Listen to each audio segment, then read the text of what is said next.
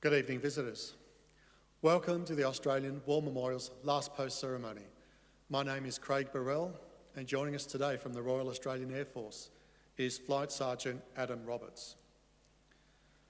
We welcome the veterans who have served, those that are still serving, and the families that love and support them.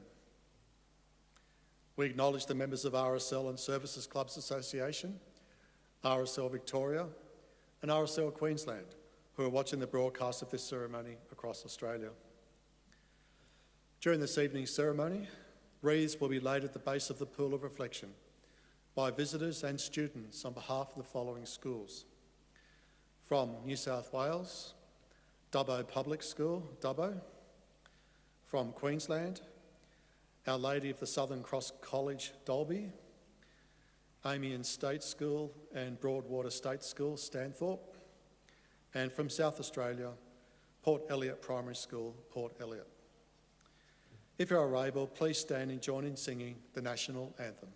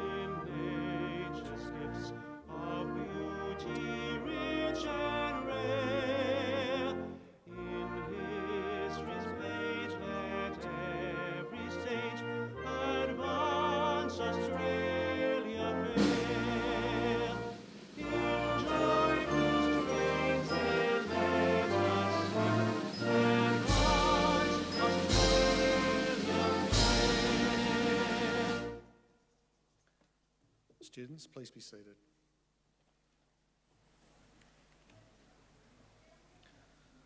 The Australian War Memorial was the vision of Charles Bean, Australia's First World War official historian.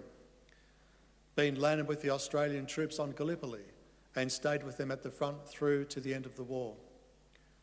The idea of this national memorial and museum came to him at Pozières, France, in the depths of the bloody fighting of 1916. Bean's idea was that this would be a place where families and friends could mourn their loved ones buried in faraway places. It would also be a place that could help all Australians understand what these men and women had endured and what they had done for us. Bean's vision, to which we remain true, is best expressed as inscribed in the entrance to the memorial's galleries. Here is their spirit in the hearts of the land they loved, and here we guard the record which they themselves made. Tonight, we will read the story behind just one of those on the Roll of Honour, which lists the names of more than 102,000 men and women who have given their lives for us in war and on operations for more than a century. But first, we present a lament, Flowers of the Forest. Wreaths or floral tributes will now be laid at the base of the Pool of Reflection.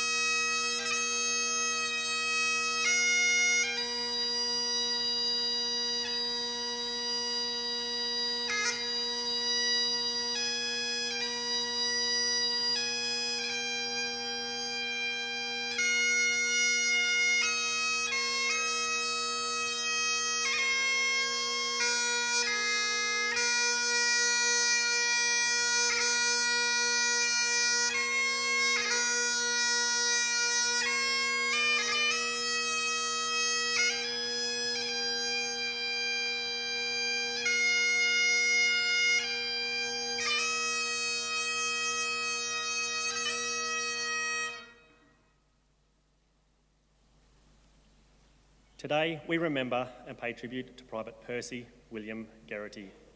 Percy Geraty was born in 1893, the only son of Thomas and Fanny Geraty.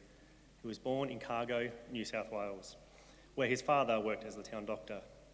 In 1903, following the death of a baby, it was revealed that Thomas Geraty was not a qualified medical practitioner. Following the scandal, Fanny Geraty went to live on her sister's property, and Percy spent most of his early years on Yarrabah Station near Young. Percy left the station to attend high school, first in Bathurst and then in Sydney. He later moved to Armidale, where he boarded with a Mrs. Brander and worked as a motor mechanic.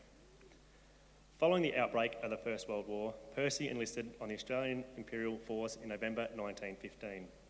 After his initial training, he was posted to A Company of the newly raised 33rd Battalion in February 1916.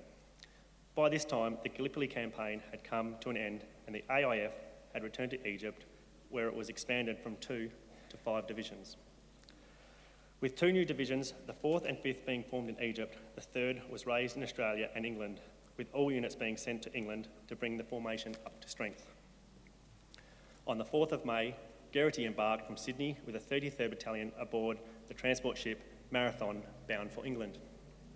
Shortly after arriving in England in early July, Geraty was appointed Lance Corporal. He was sent to attend a trench mortar school at the end of August, after which he returned to the 33rd Battalion. He proved to be an able soldier, and his leadership qualities were recognised with a promotion to corporal in mid-October. The following month, Geraty was transferred to the 9th Light Trench Mortar Battery, and on the 21st of November, he sailed with his new unit to France. From mid-November, the 3rd Division began transferring to France, and units were sent to the nursery sector for their introduction to warfare on the Western Front. In December 1916, Corporal Geraty was in the front lines near the French town of Armentières. His trench mortar battery came under heavy German artillery fire, and an enemy shell scored a direct hit on some ammunition in the front line. Geraty was standing close to the pile of ammunition when it exploded, killing him and 5 men instantly. He had been at the front for 1 month. Percy Geraty is buried at the Sit-Bongine Military Cemetery at Armentières under the words, "In loving memory of an only son, nearer, my God, to thee." He was 23 years old. His name is listed on the Roll of Honour to my right, among almost 62,000 Australians who died while serving in the First World War. His photograph is displayed today beside the pool of reflection. This is but one of many stories of service and sacrifice told here at the Australian War Memorial. We now remember Private Percy William Geraty, who gave his life for us, for our freedoms, and in the hope of a better world.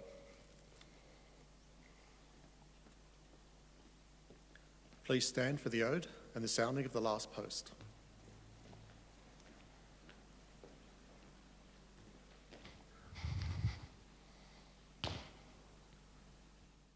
They shall grow not old, as we that are left grow old. Age shall not weary them, nor the years condemn. At the going down of the sun, and in the morning, we will remember them.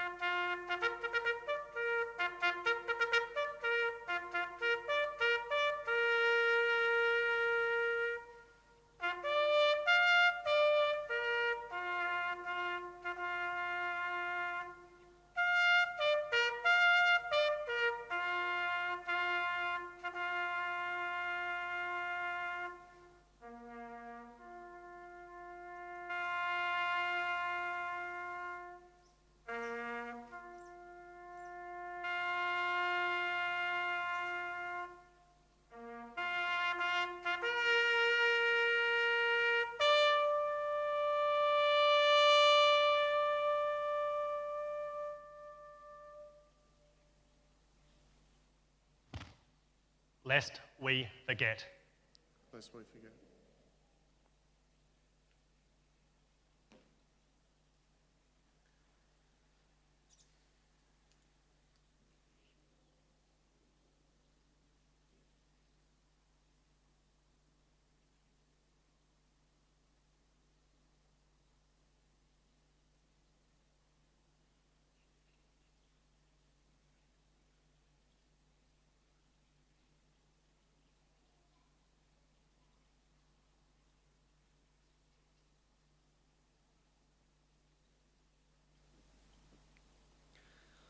We leave you this evening with the words of the memorial's founder, Charles Bean. Many a man lying out there at Pozieres or in the low scrub at Gallipoli, with his poor, tired senses barely working through the fever of his brain, has thought in his last moments, well, it's over. But in Australia, they will be proud of this. Ladies and gentlemen, girls and boys, that concludes the last post ceremony. We thank you for visiting the Australian War Memorial, and we wish you all a very good evening.